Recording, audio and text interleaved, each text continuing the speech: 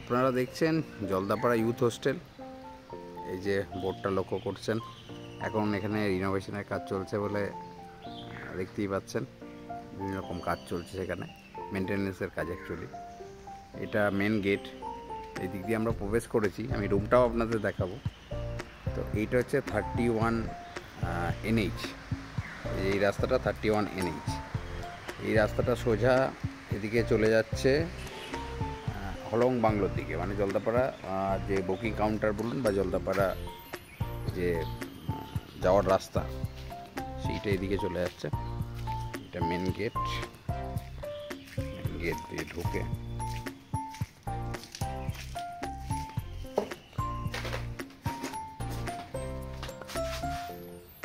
এটা reception area.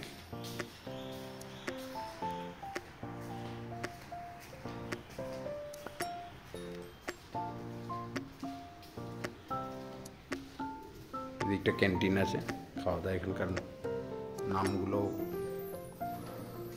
খুব relevant. খাওয়ার জায়গার নাম ভাত খাওয়া, এটা রঙ্গিত, এটা double bed non AC room. এদিকেও কিছু রুম আছে। এটা ফার্স্ট ফ্লোরের সিঁড়ি, এদিকেই আমরা রুম নিয়েছি, এসি ডাবল বেডের রুম নিয়েছি। এখানে সাধারণত ফরেস্ট, ট্যুরিজম এবং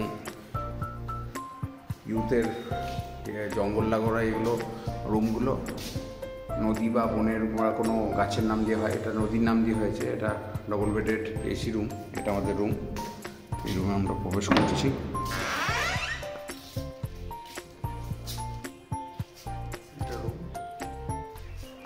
ঢুকেই এদিকে একটা ওয়াশরুম আছে, ওয়াশরুমটা দেখিয়ে দিই।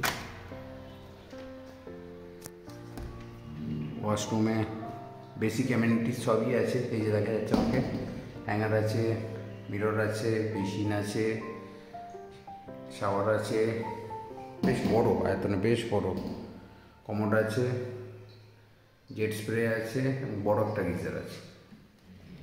এই বেসিক্যালি এটা রুম। লাগেজ টাগেজ এখানে আছে। এই যে রুমের সাইজটা বেশ বড়।